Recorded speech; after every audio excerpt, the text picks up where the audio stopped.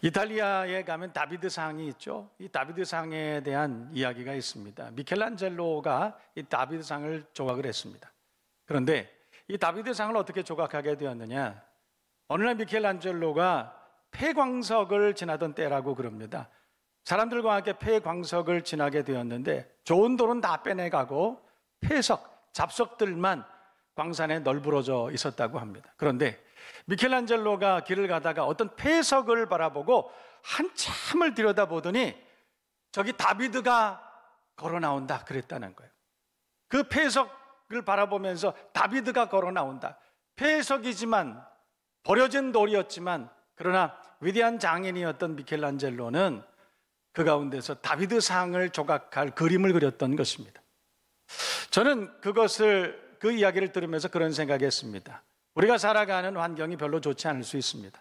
어떤 사람들은 좋은 환경 가운데서 교육의 혜택도 받고 또 문화적인 혜택도 받고 그렇게 자라나지만 그렇지 않은 사람들도 얼마든지 있을 수 있습니다. 우리의 환경이 폐석 같을 수도 있습니다. 잡석 같을 수도 있겠죠. 그러나 여러분, 그것이 아무리 우리 환경이 아무리 폐석 같고 잡석 같을지라 그렇게 될지라도 위대한 장인이 되시는 예수님의 손에 붙잡히기만 하면 목잡니처럼 우리가 그 손에 붙잡힐 수만 있다면, 아니 우리가 그 주님을 붙잡을 수만 있다면, 그 목을 어긋맞게 붙잡을 수만 있다면, 그러면 우리도 위대한 명품 같은 인생을 살 수 있지 않을까요? 우리의 자녀들이 아무리 환경이 나쁘고 우리의 자녀들이 아무리 지능 지수가 떨어지고 그 아이들이 아무리 재능이 없고 신체적으로 건강하지 못할지라도 그 아이들이 우리 주님을 붙잡을 수만 있다면, 위대한 장인 되시는 우리의 인생을 위대한 명품으로 만드시는 그 예수님을 우리 자녀들이 붙잡을 수만 있다면, 그러면 우리 자녀들의 삶은 미켈란젤로의 다비드상과 같은 그런 인생을 살 수 있지 않을까? 그런 생각을 해봅니다. 저와 여러분 모두가 오늘 우리 자녀 주일, 어린이 주일을 맞이해서 우리 자녀들이 주님을, 예수를 붙잡을 수 있는 믿음의 사람으로 만들어가는 지혜로운 부모님들 다 되실 수 있기를 주님의 이름으로 축복합니다. 여러분, 요즘에 미운 7살 넘어서 이제 미운 4살 지나더니 요즘 미운 2살이라고 그러더라고요. 아이들 기르는 게 너무 어려워요. 아이들 기르는 게 쉽지 않아요. 여러분, 우리가 부모가 자녀들을 기르는데 예전에는 그래도 초등학생까지는 부모님들이 산수도 가르치고 국어도 가르치고 과학도 가르치고 아마 그랬던 것 같습니다. 그런데 그 수준이 너무 높아졌어요. 그래서 이제는 엄마 아빠들이 아이들 2학년 3학년만 되면 잘 못 가르칩니다. 오히려 아이들한테 배워야 되는 수준 정도로 아이들 수준이 굉장히 높아졌습니다. 가르치기가 쉽지 않아요. 어떤 집은 2살, 3살 되면 뭐 여러 가지 어려운 형편 때문에도 그러지만 어린이집 빨리 보내버립니다. 물론 환경이 뭐 직장도 가야 되고 여러 가지 어려움이 있어서 그러는 경우도 엄청 많이 있지만 어떤 경우는 자녀들을 가르치는 게 너무 힘든 거예요. 자녀들을 가르치는 게 너무 힘들어요. 함께 있어주는 것 자체가 너무 힘든 거예요. 그래서 어린아이들을 어린이집에 부지런히 보내버리고 자유시간을 좀 가져야 되겠다. 그런 부모님들도 참 많이 있는 것 같습니다.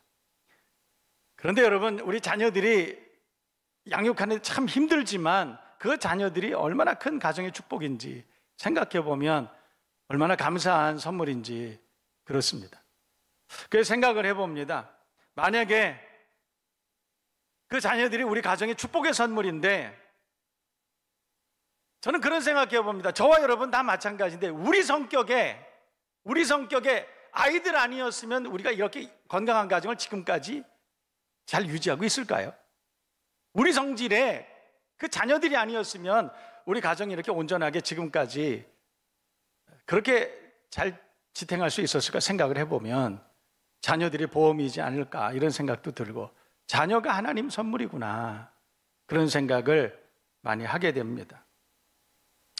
자녀 교육이 힘들지만, 자녀들을 양육하는 것이 쉽지 않지만, 그러나 하나님의 은혜, 하나님의 축복의 선물임을 깨닫고 우리 자녀들을 성심으로 헌신적인 마음으로 잘 양육할 수 있는, 믿음으로 양육하는 신앙의 부모님들이 다 되시기를 다시 한번 주님의 이름으로 축복합니다. 우리 부모님들이 자녀들을 잘 양육해야 되겠는데, 잘 가르쳐야 되겠는데 실제로 기술적으로는 할 게 거의 없어요. 우리 부모님들이 우리 아이들을 아까 제가 말씀드렸지만 수학 하나 제대로 가르치기가 쉽지 않습니다. 특별한 부모님들을 제외하고 아이들의 전문성이나 학위나 기술 같은 것들을 돕기 위해서 부모가 할 수 있는 일이 별로 없어요. 실제로 부모가 할 수 있는 일이 뭘까 생각을 많이 해봤습니다. 자녀들이 양육하는데 부모가 할 수 있는 가장 중요한 역할은 뭘까? 부모가 제일 잘할 수 있는 게 뭘까? 그런 생각을 좀 해봤어요. 뭐겠습니까? 뭘까요? 알고 보면 우리 자녀들의 인성을 가르치는 것 아닐까요? 그러니까 세상에서는 든 사람 난 사람 만들 수 있지만 세상에 된 사람을 만드는 일에는 번번이 실패하는 걸 우리가 보잖아요. 어떻게 보면 된 사람, 인성을 함양시키는 것은 부모들에게 맡기신 존귀한 사명이 아닐까 그런 생각을 해봅니다. 인격이 참 중요하죠. 실력도 중요하고 체력도 중요하고 건강도 중요하고 지식도 다 중요하지만 어떻게 보면 가장 중요한 것이 인성이라고 그렇게 생각이 됩니다. 차세대의 리더십은 다 중요하지만 인성이라고 하는 것이 가장 큰 덕목인 것 같습니다. 모든 것이 훌륭한 인격의 기반 위에 그렇게 세워져야 되지 않을까. 그러니까 훌륭한 인격의 기반이 없이 얻게 된 그런 실력이나 훌륭한 인격의 기반 없이 얻게 된 권력이나 지식이 얼마나 위험합니까? 그래서 교육에 관계하는 사람들이 든 사람을 강조하는 이유가 바로 여기에 있습니다.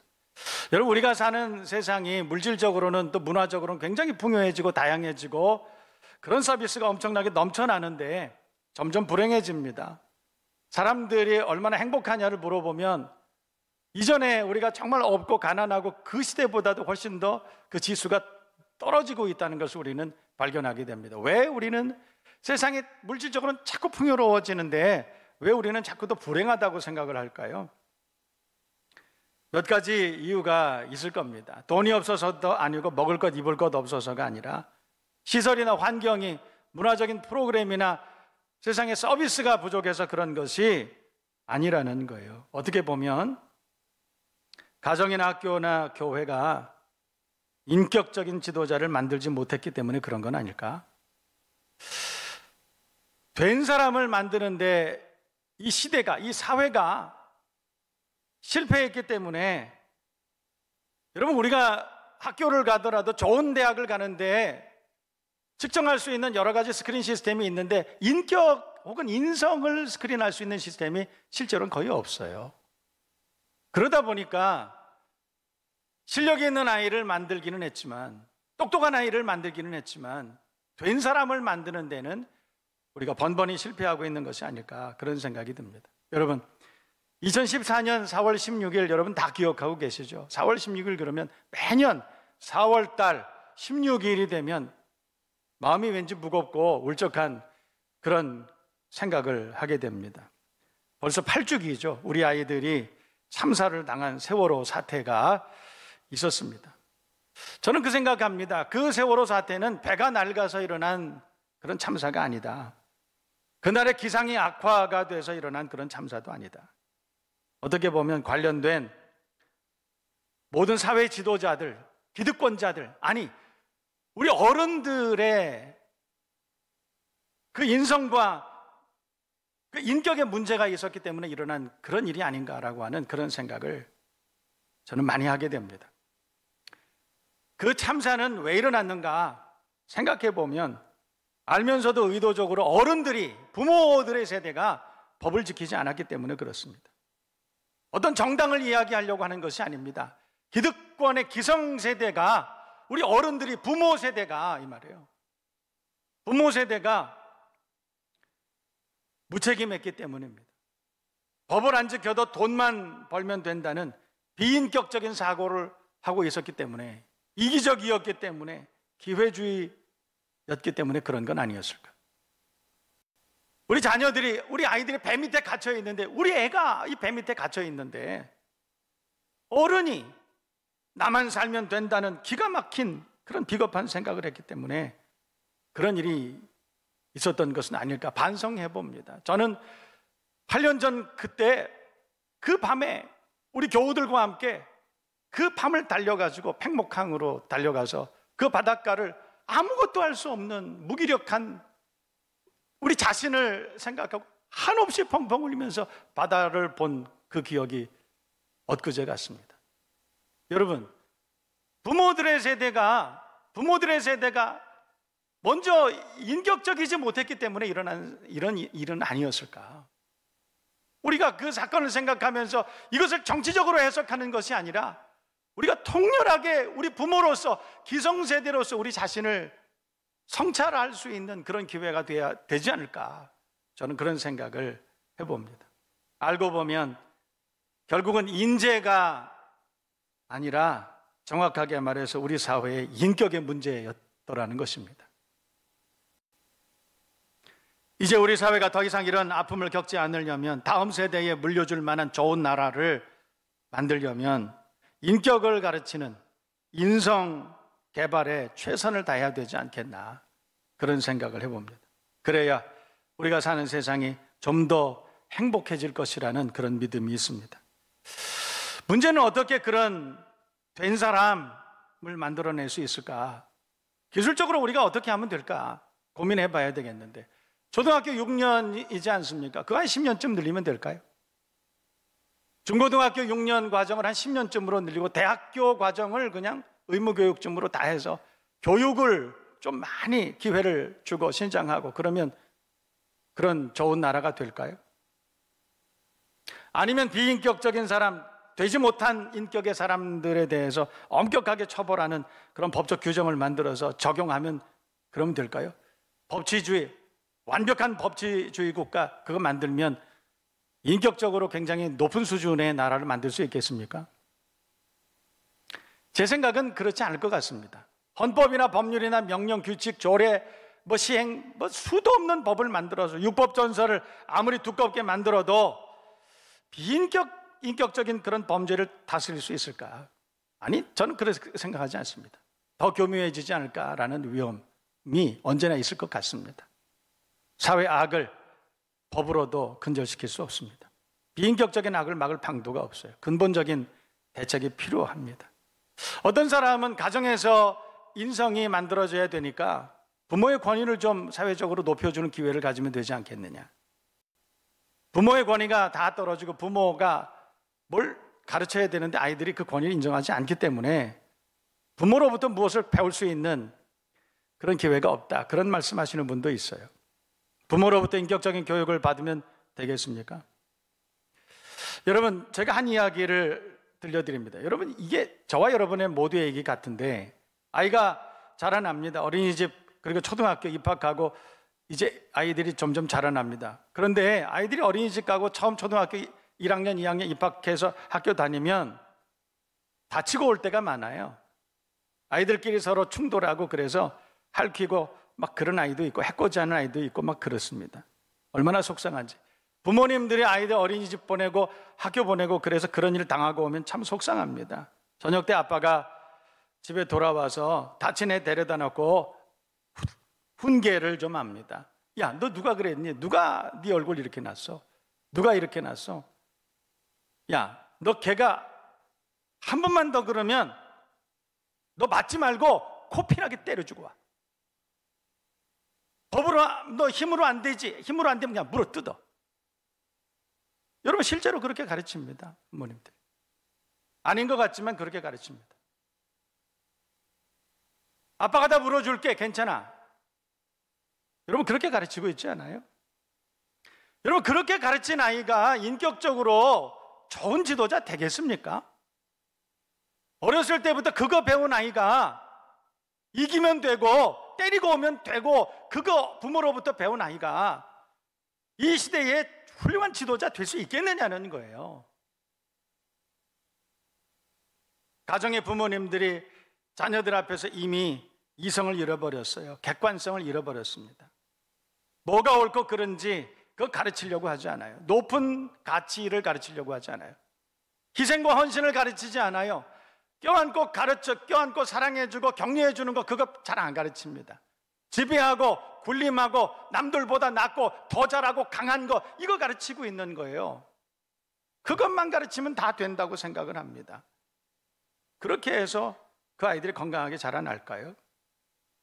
어떻게 그런 아이들이 자라나서 훌륭한 지도자가 될 수 있습니까? 어려워요. 자녀들을 가르치는 것도 어렵고, 법으로 해결하는 것도 어렵고, 교육으로 높은 인성의 자녀를 만드는 것도 어렵고, 다 쉽지 않아요. 그런데 여러분, 오늘 성경을 보면 우리가 고민하는 그 문제에 대해서 성경은 명확하게 그 해답을 제시하고 있다는 것입니다. 사실 이것밖에 없어요. 가정과 부모님들에게 주시는 금언입니다. 여러분, 다시 한번 본문 보실까요? 특별히 15절부터 17절까지 말씀 보면, 여러분 제가 읽어드립니다. 들어보세요. 바울이 디모데에게 하는 말입니다.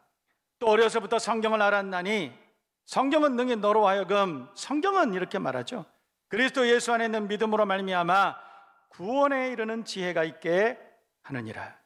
모든 성경은 하나님 감동으로 된 것으로, 성경 안에는 어떤 기능이 있느냐면 교훈과 책망과 바르게 함과 의로 교육하기에 유익하니, 그러니까 성경 교육이 이렇게 유익하다는 것을, 이는 하나님의 사람으로 온전케 하며 모든 선한 일을 행할 능력을 갖추게 하려 함이니라. 교육도 중요하고, 법을 만드는 것도 중요하고, 가정에서 교훈하는 것도 다 중요하고, 다 중요하지만 성경이 얼마나 유효한가를 성경이 분명하게 우리에게 가르쳐주는 것입니다. 성경의 가치를 가르치고 말씀으로 임하시는 예수를 그리스도로 믿는 그 신앙을 전승하는 것이, 그것이 얼마나 중요한가를 우리에게 말씀해 주시는 것이죠. 저는 결혼식 주례를 자주 합니다. 그런데 주례를 할 때마다 제가 반드시 권면하는 것이 하나 있어요. 제가 주례를 할 때마다 신랑과 신부에게 너희들 예수 잘 믿어야 된다. 이것이 너희들 가정을 가장 안전하게 지키는 안전장치라고 저는 그렇게 가르쳐 줍니다. 진심입니다. 제가 목사기 때문에 그저 형식적으로 전해주는 말이 아니라 진심입니다. 예수 믿는 것 이외에는 세상에 어떤 것도 한 가정을 안전하게 지킬 수 있는 그런 장치, 도구, 방법은 전혀 없습니다. 어떻게 그 마음을, 상대편의 마음을 어떻게 끝까지 붙잡아 놓을 수 있습니까? 어떻게 그 가정을 지킬 수 있습니까? 예수 믿는 믿음, 그 신앙밖에 없어요. 가정을 디자인하신 분도 하나님이시고, 세우신 분도 하나님이시고, 지켜주시는 분도 하나님이시고, 만드신 분이 하나님이시니까 고장난 것도 제일 잘 아세요. 그래서 그 가정을 지킬 수 있는 유일한 방법은 예수 믿는 믿음밖에 없다. 제가 그것을 가르칩니다. 우리 아이들의 인생도 마찬가지, 우리 자녀들의 삶도 마찬가지.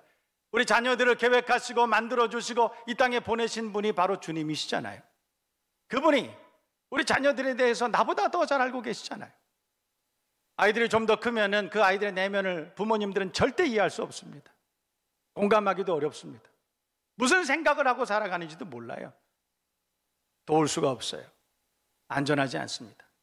그러나 그 자녀들을 하나님께 맡기면 되는 거예요.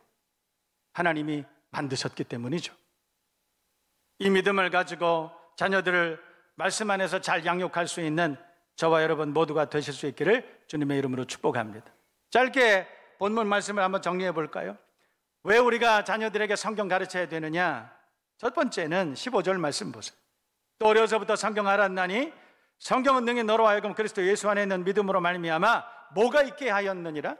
구원에 이르는 지혜가 있게 하였느니라. 성경은 구원에 이르는 지혜가 있기 때문에, 그래서 우리 아이들에게 성경 잘 가르쳐야 돼요. 유모가 있습니다. 어떤 고층 아파트가 있었는데 그 꼭대기층에서 불이 났어요. 난리가 났습니다. 소방서가 출동했지만 너무 높아요. 그래서 소방대원들이 이 꼭대기층에 있는 이 집을, 이 불이 난 집을 어떻게 해보려고 그 장비를 올리는 데 시간이 많이 걸려요. 그러는 사이에 불이 다 타버렸어요. 큰일 났죠. 그 안에는 한 가족들이 있었습니다. 그래서 그 소방대원들이 사다리를 높이 올리고 어찌어찌해서 불을 진화했어요. 근데 가보니까 아무도 없는 거예요. 뛰어내렸어요. 이 그 높은 고층 아파트에서 엄마 아빠와 아이가 뛰어내렸다는 거예요. 그랬는데 놀라운 일이 생겼다는 겁니다. 이 한 가족이 있었는데 엄마 아빠 아이가 그 높은 고층 아파트에 뛰어내렸는데 불이 나서 3명 다 살아있다는 거예요. 알고 보니까 아빠는 제비족이고 엄마는 날라리고 애는 비행 청소년이었다는 거예요. 유머입니다. 청소년기에 고민 많죠. 어른들에게는 아무것도 아닌데 그 나이 또래는 죽을 일이에요. 죽고 싶은 충동을 느낄 만한 일이죠. 그런 일이 있을 때 우리 자녀들, 여러분의 자녀들 누구 찾아갑니까? 누구에게 권위가 있어요? 여러분 자녀들이 가장 높은 권위라고 여기고 있는 그런 분들이 누구예요? 학교 선생님인가요? 누굽니까? 교회 전도사님? 청소년 담당 목사님이십니까? 누굴 찾아가요? 부모님들 찾아옵니까? 어려운 일이 있을 때? 아니에요. 그렇지 않아요. 착각입니다. 권위는 다 잃어버렸어요. 제가 이전에도 한번 말씀드린 적이 있지만 탈권위 시대라고 해서 굉장히 불만이 많아요. 기성층들이, 기성세대가. 그런데 탈권위 시대는 권위를 뺏긴 것이 아니에요. 사실은 뺏길 만한 권위가 없었어요. 권위가 없었는데 탈권위라고 우리는 기성세대들은 지금 불평하고 있는 것입니다. 부모의 권위는 없었어요.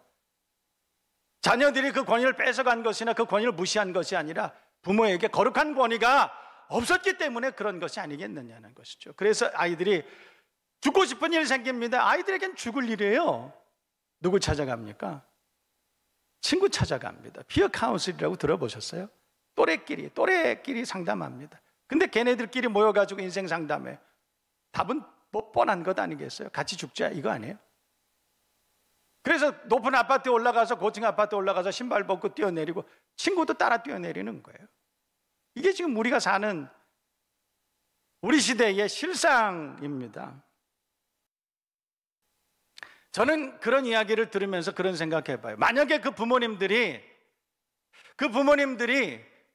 든 사람 난 사람 만들려고 하지 말고 된 사람, 그리스도 안에서 된 사람, 믿음 안에서 된 사람 만들려고 이 아이들을 기도의 자리로 가는 것을 가르쳤다면, 인생에 어려운 일이 있을 때 말씀 앞으로 가는 것, 그것만 가르쳤다면 얘네들이 뛰어낼 일이 있느냐는 거예요. 저는 그런 생각을 많이 해요. 너무 안타까워요. 말 배울 때부터 예수 이름을 가르치고 자기가 자기 행동에 책임질 수 있을 때부터 예배자로서의 삶을 가르치고 그랬다면 이 아이들이 뛰어내리겠느냐는 거예요. 이 아이들이 어려운 일이 있을 때 친구 찾아가겠느냐는 거예요. 만약에 우리가 그것을 잘 가르칠 수만 있었다면 이 아이들이 죽고 싶은 일이 있을 때 말씀 앞으로 가고 죽고 싶은 일이 있을 때 주님 앞에 가서 예배하지 않겠느냐는 것입니다. 그걸 가르쳤으면 우리는 아마도 지금처럼 후회하는 그런 시대를 살지는 않을 것 같습니다. 디모데전서 4장 12절 보면 디모데가 연소함에도 불구하고 사람들에게 존귀함을 받았다 그렇게 말해요. 비결이 뭐냐? 오늘 15절 말씀 본문입니다. 내가 어려서부터 성경을 알았나니. 그러니까 성경 누구한테 배웠냐면 자기 외할머니와 어머니로부터 배웠어요.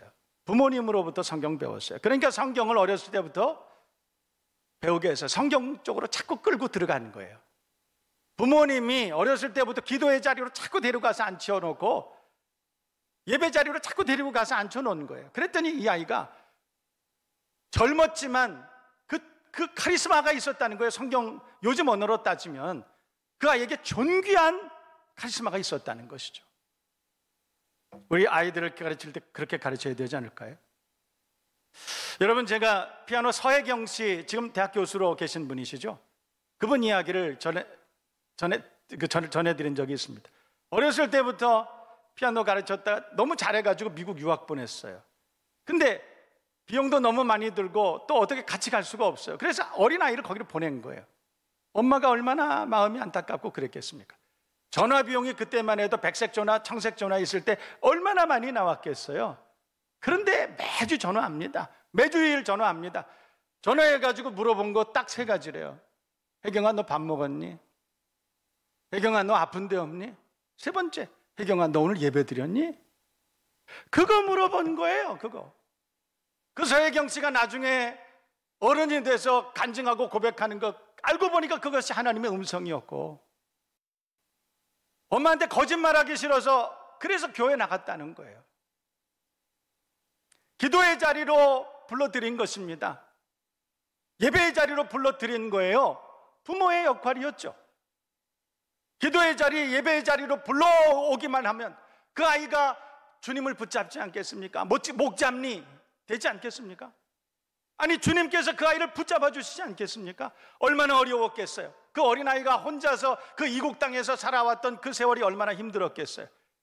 그러나 기도의 자리로, 예배의 자리로 그 부모가 불렀어요. 주님이 붙들어 주셨습니다. 여러분, 믿음은 우리가 붙잡는 것 같지만 아니에요. 믿음이 우리를 붙잡아 주는 것이에요. 이해되시면 하면, 우리가 자녀들을 잘 기르는 방법, 든 사람 난 사람 되는 것 참 중요합니다. 꼭 그래야 됩니다. 그러나 더 우선적으로 우리가 심각하게 고려해 봐야 될 것은 된 사람입니다. 그리스도 예수 안에서, 믿음 안에서 훌륭한 인격자로 그렇게 키우는 일에 부모님들은 최선을 다해야 하지 않겠는가, 그런 생각을 합니다. 오늘 성경 말씀에 16절 17절 말씀을 보면 하나님의 말씀은 어떤 것이냐, 우리 자녀들을 온전케 한다. 영어 성경을 보면 완벽하게 한다. 우리 자녀들을 완전하게 한다. 그런 말씀이 있습니다. 잘 기르고 싶죠. 누구나 다 자녀들을 잘 기르고 싶어요. 완전하게 기르고 싶어요. 방법은 하나입니다. 오직 하나님의 말씀입니다. 기도의 자리로, 말씀의 자리로, 예배의 자리로 그 자녀들을 어떤 일이 있어도 초청하고 그 아이들이 기도의 사람, 말씀의 사람으로 잘 자라나게 할 수 있는 지혜로운, 맡기신 청지기 사명 잘 감당하는 좋은 부모님들 다 되시기를 주님의 이름으로 축복합니다.